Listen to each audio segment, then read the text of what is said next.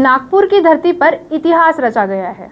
दाभा परिसर में विराजमान हुए हैं 51 फीट ऊंचे गणराय, जिनकी विशाल और भव्य स्वरूप न सिर्फ भक्तों के मन को आनंदित करता है, बल्कि पूरे विदर्भ की आस्था को नई ऊंचाई देता है। ये केवल एक प्रतिमा नहीं, बल्कि भक्ति, पर्यावरण और तकनीक का संगम है, जिसने पूरे नागपुर की गरिमा को और ऊंचा कर दिया है। जय गणेश देवा, माता जाकी पार्वती पिता महादेवा। जय गणेश देवा, माता जाकी पार्वती पिता महादेवा। एक दंत दयावंत चार भुजाधारी, एक दयावंत चार भुजाधारी।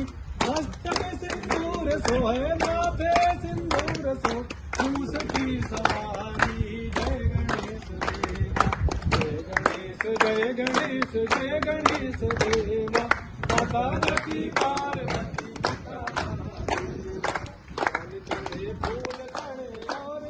नागपुर के दावा इलाके में इस बार गणेश उत्सव खास बन गया है। यहाँ पूरे 51 फीट ऊंचे गणराया की भव्य मूर्ति स्थापित की गई है।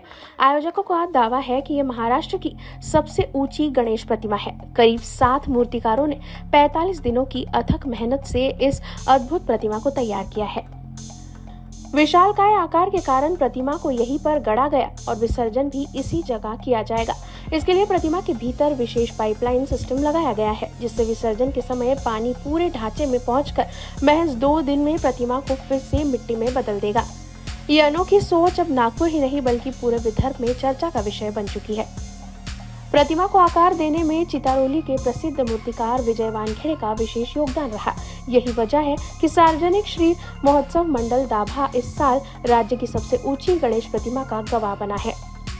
भंडारा से आई खास मिट्टी। 51 फीट की प्रतिमा बनाने के लिए मिट्टी खास तौर पर भंडारा जिले के आंधल गांव से लाई गई। इस इलाके की मिट्टी की विदर्भ में विशेष पहचान और मांग रहती है। कम से कम मिट्टी में बनी विशाल प्रतिमा। सामान्य तौर पर इतनी बड़ी प्रतिमा बनाने के लिए कम से कम 4 ट्रक मिट्टी की जरूरत होती है, लेकिन इस गणेश प्रतिमा को गढ़ने के लिए केवल 600 किलो मिट्टी का उपयोग हुआ है। दरअसल जब मूर्तियों को ट्रांसपोर्ट किया जाता है तो पूरे ढांचे पर 4 से 5 इंच मोटी परत चढ़ाई जाती है ताकि दरार न पड़े। लेकिन ये प्रतिमा यही तैयार हुई और ट्रांसपोर्ट की आवश्यकता नहीं थी, इसीलिए बेहद कम मिट्टी का प्रयोग कर प्रतिमा को साकार किया गया है। विसर्जन की अनोखी व्यवस्था। विसर्जन की योजना पहले ही सोचकर की गई है। प्रतिमा के भीतर से पाइपलाइन गुजारी गई है, जिसे पानी सप्लाई से जोड़ा जाएगा। जैसे ही जल प्रवाहित होगा, पूरी प्रतिमा में फैलकर उसे पिघला देगा और 2 दिनों के भीतर ये विशाल गणेश प्रतिमा मिट्टी में परिवर्तित हो जाएगी। इतना सामान लगा। राज्य की सबसे ऊंची गणेश प्रतिमा बनाने में लगा 600 किलो मिट्टी, 300 गटर पेंडी तनस, 3000 फीट लकड़ी, 20 मीटर कपड़ा, 20 लीटर रंग। ये पहली बार है इतनी बड़ी प्रतिमा का पूजन करने का अवसर मिला है। हमने बहुत से पूजन किया, करवाया, और लेकिन इतनी 51 फीट की मूर्ति का पहली बार अवसर मिला हुआ है। तो कैसा महसूस हो रहा है कि सबसे अलग है ये चीज़? हाँ, इसमें कोई शंका नहीं है, सबसे अलग है। और आंख बंद करो तो सिर्फ भगवान गणेश जी सामने दिखते हैं।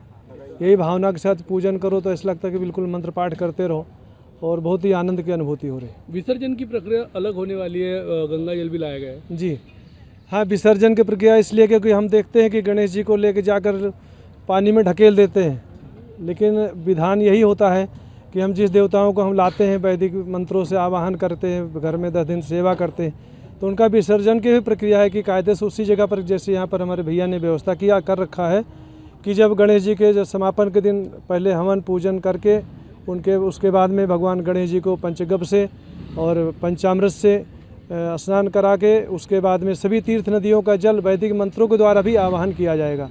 क्योंकि कहते हैं दैवाधीनम जगत सर्वम मंत्राधीनम च देवता ते मंत्रा ब्राह्मणाधीना तस्मात् ब्राह्मण देवता। पूरा जगत जो है देवताओं के अधीन है, देवता मंत्रों के अधीन है, मंत्र ब्राह्मण के अधीन है।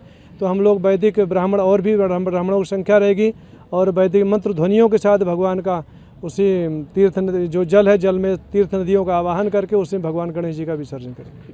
ये ऐसा था कि एक सब्जेक्ट ऐसा था कि पूरे महाराष्ट्र में बड़े बड़े गणपति का निर्माण होता था, जिसमें हमारा नागपुर बहुत पीछे हो गया था।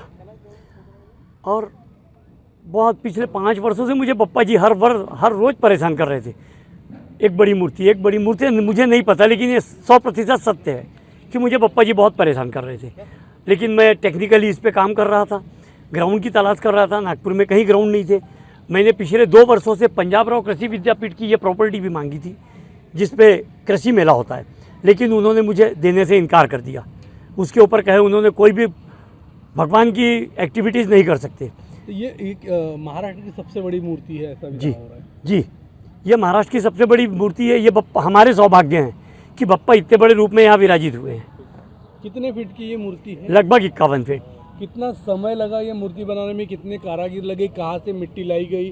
क्या खासियत है मूर्ति बनाने की? ये मूर्ति के लिए मिट्टी लाई गई है भंडारा साइड से, भंडारा जिला से, और लगभग इसको 7 कारीगरों ने पिछले 45 दिनों में माननीय चित्रकार विजय वानखेड़े जी के देखरेख में इसका निर्माण किया है। ये मूर्ति की जो लेयर है मिट्टी की, वो काफ़ी पतली रखी गई है। जी, आधा इंच से भी पतली रखी गई है। उसका कारण ऐसा है कि मूर्ति विसर्जित होने में कोई तकलीफ ना हो पानी के साथ, क्योंकि गणपति जब पानी में होते हैं तो वहाँ विसर्जित होने में कोई तकलीफ नहीं जाती थी।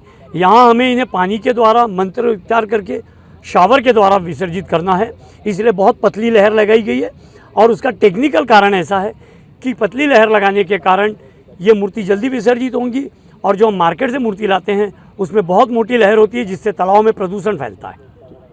ये प्रतिमा सिर्फ आकार में नहीं बल्कि सोच, पर्यावरण और तकनीक की दृष्टि से भी एक मिसाल बन गई है। Bureau report, news first. हमारा हर शब्द समाज की आवाज, हमारी हर पहल निष्पक्षता का कदम। आपकी हर समस्या में आपसे पहले दिखेंगे हम हैं न्यूज फर्स्ट। ईश्वर का सच, हमारा साहस और आपका विश्वास। सच, साहस और विश्वास। अगर आप ये वीडियो YouTube पर देख रहे हैं तो हमारे चैनल को सब्सक्राइब कर बेल आइकन दबाएं।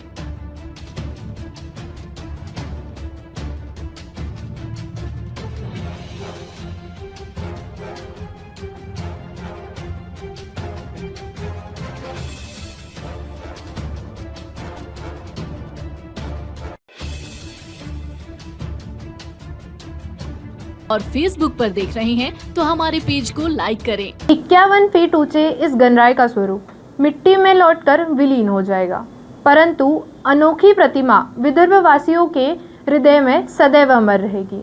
ये हमें ये संदेश देकर जाएगी कि बाप्पा का असली रूप उनके आकार में नहीं बल्कि हर भक्त की श्रद्धा और विश्वास में है। नागपुर का ये गौरवशाली क्षण आने वाली पीढ़ियों तक आस्था, संस्कृति, भक्ति और तकनीक की मिसाल बनकर याद किया जाएगा। नागपुर से संवाददाता रोशन बोकड़े की रिपोर्ट। हमारा हर शब्द समाज की आवाज, हमारी हर पहल निष्पक्षता का कदम। आपकी हर समस्या में आपसे पहले दिखेंगे हम हैं न्यूज फर्स्ट। ईश्वर का सच, हमारा साहस और आपका विश्वास।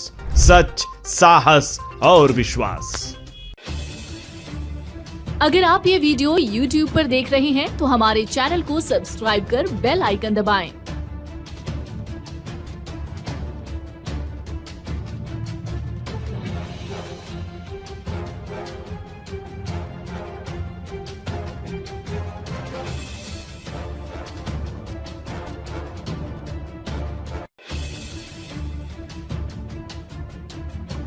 और Facebook पर देख रहे हैं तो हमारे पेज को लाइक करें।